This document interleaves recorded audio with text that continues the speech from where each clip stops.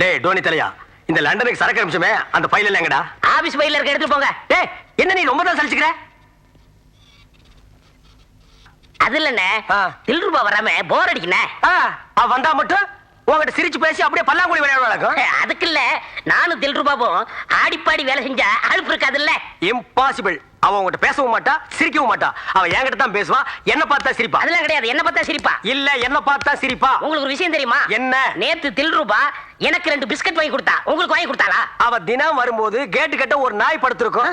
அந்த நாய்க்கு 2 பிஸ்கட் போடுறது பழக்கம். நேத்துக்கு அந்த நாய் மிஸ் ஆயிடுச்சு. அந்த பிஸ்கட்டை இந்த நாய்க்கு போட்டா.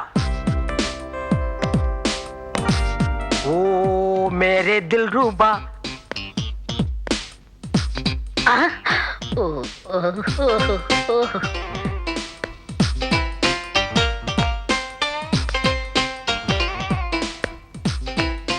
என்ன பார்த்தா சிரிச்சா? அவ என்ன பார்த்தா சிரிக்கா? என்ன இங்க சண்டை? எல்லாம் ஒன்னாலதான். வா உட்கார்.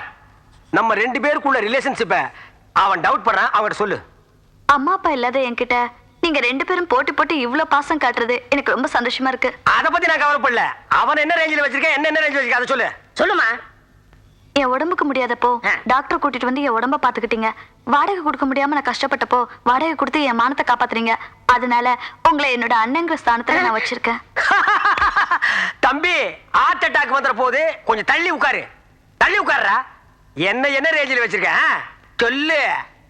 1 வருஷமா நல்ல துணிமணி இல்லாம கஷ்டப்பட்டப்போ நீங்க தான் எனக்கு துணிமணி வாங்கி கொடுத்தீங்க. கடனை அடைக்க முடியாம அவஸ்தைப்பட்டு இருக்கும்போது நீங்க தான் அந்த கடன் எல்லாம் அடைச்சிங்க. அதனால உங்களை என் அப்பா ஸ்தானத்துல நான் வச்சிருக்கேன். ஐயோ ஐயோ, நிஜமாலுமே எனக்கு வந்துருச்சுடா.